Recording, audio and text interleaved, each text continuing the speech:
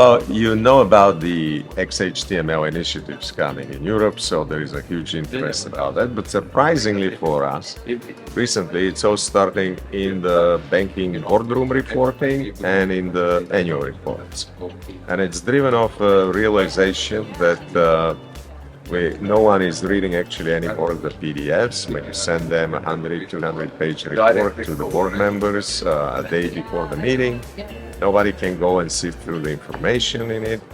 So banks have come to the realization that they need to be more efficient in the delivery of information to their board members and key decision makers. And that's where Storied Data plays a huge role. It ties directly to the XHTML initiative. And finally, probably to mention is that Hollywood started to make a lot of noise about boardroom reporting. Edward Norton, an actor in the US and an activist investor, he announced that PDFs are useless and it has all been migrated to the web. So that helped us a lot with the awareness in the industry. It always takes a start to make it more visible, something useful. But that's it. And aside from the boardroom reportings, the other stuff that we're discussing are the bank statements. Gen Z finds the traditional bank statements as a system of record completely useless.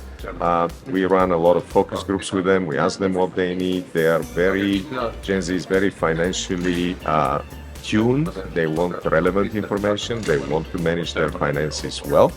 But they stated very clearly that from the traditional bank statements, they cannot get, neither can see the trends in their spending and understand that, nor can find easily transactions. So in essence, they're not seeing the leaves and the forest, and they want to be able to see both in one statement. So we put among a lot of them to redesign them, and they all tell us these statements have to be interactive, have to be analytical, have to be accessible on any device, have to be highly visual. So I think we're participating in the changing aesthetics.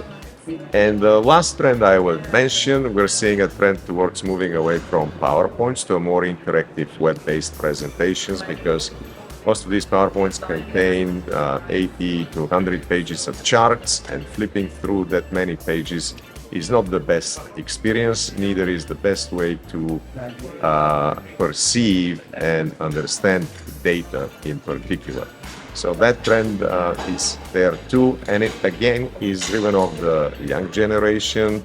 They find it very difficult, very cumbersome and meaningless, the update of these presentations, when as soon as the data updates, they have to go through each chart, copy, paste, they repeatedly tell us this is just a waste of time. So they're more prone to digital automation, and we like that, and we actually are glad that they find our tools helpful and useful.